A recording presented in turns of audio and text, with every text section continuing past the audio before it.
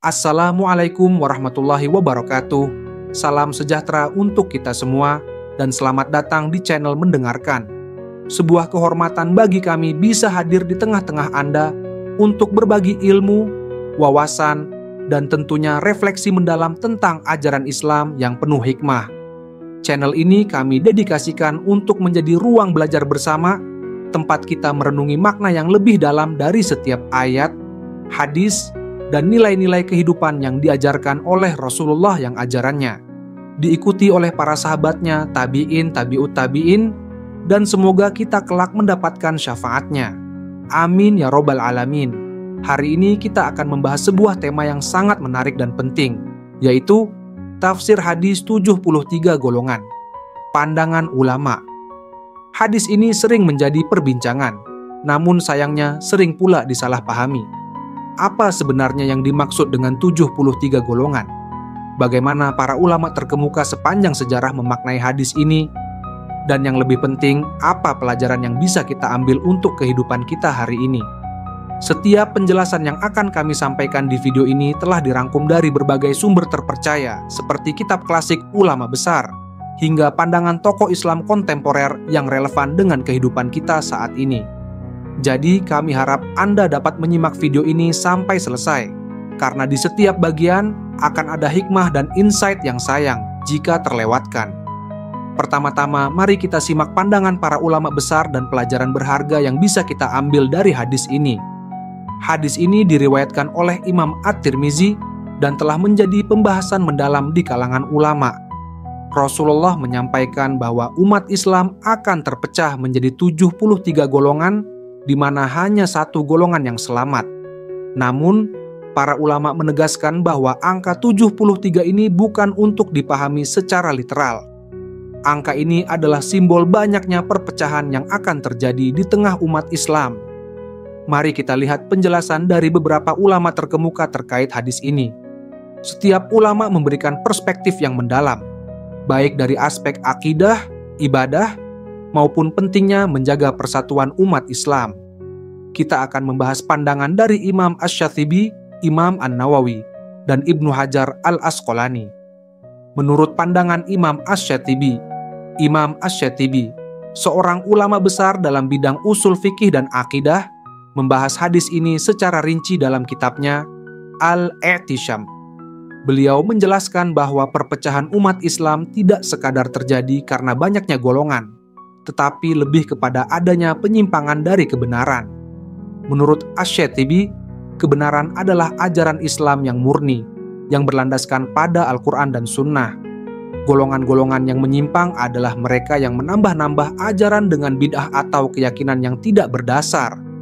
Imam Asy-Syatsibi juga menegaskan bahwa golongan yang selamat adalah mereka yang tetap berpegang teguh pada Al-Quran dan Sunnah tanpa penyimpangan. Beliau sering mengingatkan umat Islam agar berhati-hati terhadap ajaran-ajaran baru yang tidak memiliki dasar dari Nabi Muhammad. Selain itu, beliau menekankan bahwa salah satu penyebab utama perpecahan adalah sikap fanatik terhadap golongan tertentu. Oleh karena itu, beliau menyerukan pentingnya kembali kepada dasar-dasar ajaran Islam yang murni sebagai jalan untuk mencapai persatuan umat. Bagian berikutnya, bagaimana menurut pandangan Imam An-Nawawi? Selanjutnya, Imam An-Nawawi, seorang ulama besar yang dikenal melalui karyanya seperti Riyadhus Shalihin dan Syarah Sahih Muslim, memberikan penafsiran yang sangat menenangkan terkait hadis ini. Menurut beliau, meskipun hadis menyebutkan bahwa sebagian golongan akan masuk neraka karena penyimpangannya, tidak berarti mereka akan kekal di sana. An-Nawawi menekankan bahwa selama seseorang masih memiliki iman kepada Allah, pada akhirnya mereka akan diselamatkan setelah menjalani hukuman yang setimpal atas penyimpangan yang mereka lakukan. Golongan yang selamat menurut An-Nawawi adalah mereka yang memegang teguh ajaran Nabi Muhammad dan para sahabat. Mereka menjaga kemurnian akidah, melaksanakan ibadah sesuai tuntunan syariat, dan akhlak mulia. Beliau juga sering mengingatkan bahwa umat Islam harus fokus pada introspeksi dan memperbaiki diri, bukan saling menghakimi atau memperkeruh perbedaan. Bagi An-Nawawi, hadis ini adalah panggilan untuk meningkatkan keimanan dan menjaga kasih sayang di antara sesama muslim, terlepas dari perbedaan golongan. Bagian berikutnya, Bagaimana menurut pandangan Ibnu Hajar al-Asqalani? Pandangan berikutnya datang dari Ibnu Hajar al-Asqalani, seorang ulama besar yang terkenal dengan kitabnya Fathul Bari, syarah kitab Sahih Bukhari. Ibnu Hajar memaknai hadis ini sebagai peringatan bagi umat Islam untuk menjaga kemurnian akidah dan menjauhkan diri dari sikap fanatik golongan. Beliau menjelaskan bahwa angka 73 yang disebutkan dalam hadis bersifat simbolis dan tidak harus dipahami secara literal. Angka ini digunakan untuk menunjukkan bahwa perpecahan yang terjadi di kalangan umat Islam akan banyak, tetapi bukan berarti harus dihitung secara matematis. Fokus utama dari hadis ini, menurut Ibnu Hajar, adalah pada pesan untuk tetap berada di jalan yang lurus, yaitu Islam, sebagaimana diajarkan oleh Nabi Muhammad dan dipraktikkan oleh para sahabat. Ibnu Hajar juga memberikan peringatan keras tentang bahaya fanatisme golongan. Menurut beliau, fanatisme adalah akar dari banyak konflik di kalangan umat Islam. Fanatisme membuat seseorang merasa kelompoknya paling benar dan sulit menerima kebenaran dari pihak lain. Oleh karena itu, Ibnu Hajar mendorong umat Islam untuk selalu mengutamakan persatuan dan menjadikan Al-Quran dan Sunnah sebagai pedoman utama dalam menyelesaikan perbedaan.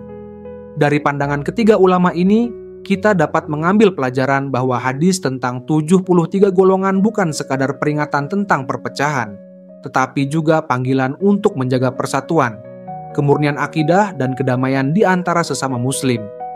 Dengan tetap berpegang pada Al-Quran dan Sunnah, serta menjauhi sikap fanatik yang merugikan, umat Islam dapat menjadi golongan yang selamat, yaitu mereka yang membawa rahmat dan kebaikan bagi seluruh manusia.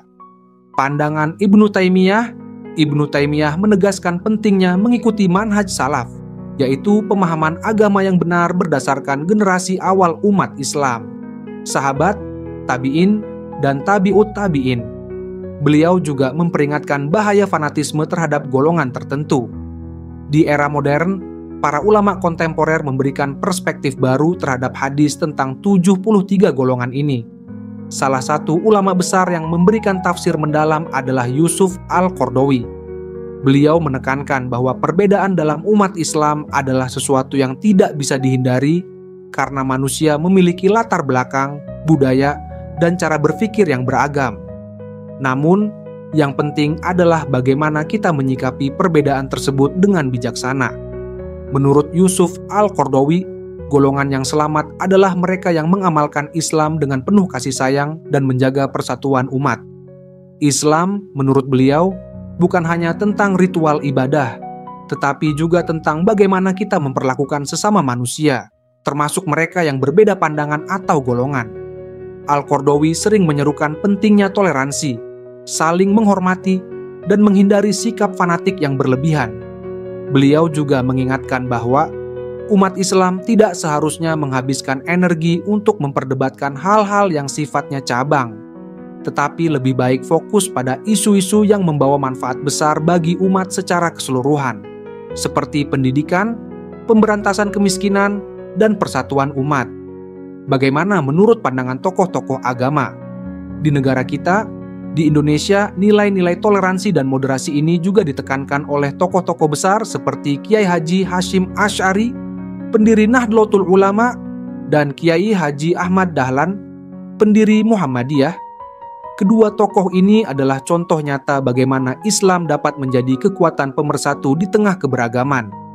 Kiai Haji Hashim Asy'ari melalui Nahdlatul Ulama mengajarkan pentingnya tasamuh atau toleransi dalam menyikapi perbedaan.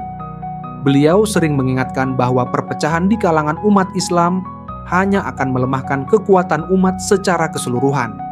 Salah satu ajaran yang selalu beliau tekankan yaitu persaudaraan sesama muslim dengan cara menghormati perbedaan pendapat selama masih dalam koridor syariat. Dalam banyak nasihatnya, beliau juga menekankan pentingnya mengutamakan musyawarah dan dialog dalam menyelesaikan perbedaan. Sementara itu, Kiai Haji Ahmad Dahlan, pendiri Muhammadiyah, lebih menitik beratkan pada pemurnian ajaran Islam dan pentingnya pendidikan sebagai jalan untuk memperbaiki umat. Beliau percaya bahwa pendidikan adalah kunci untuk mencerahkan umat Islam, sehingga mereka dapat memahami ajaran Islam secara mendalam. dan tidak mudah terpecah hanya karena perbedaan pendapat. Dalam praktiknya, Muhammadiyah sering menekankan prinsip tawasud atau sikap moderasi dalam beragama. Sikap ini berarti tidak ekstrim ke kanan atau ke kiri, tetapi berada di jalan tengah yang mengedepankan keadilan, keseimbangan, dan kebijaksanaan. Sahabat Muslim, dari penjelasan para ulama tadi, kita bisa mengambil beberapa pelajaran penting. Pertama, golongan yang selamat adalah mereka yang berpegang teguh pada Al-Quran dan Sunnah. Kedua, angka 73 hanyalah simbol untuk menunjukkan banyaknya perpecahan, bukan untuk menghakimi siapa yang benar atau salah. Ketiga, toleransi adalah kunci untuk menjaga persatuan umat Islam. Jangan sampai kita terjebak dalam fanatisme atau permusuhan hanya karena perbedaan pandangan. Sahabat Muslim, mari kita jadikan perbedaan sebagai kekuatan, bukan alasan untuk berpecah belah.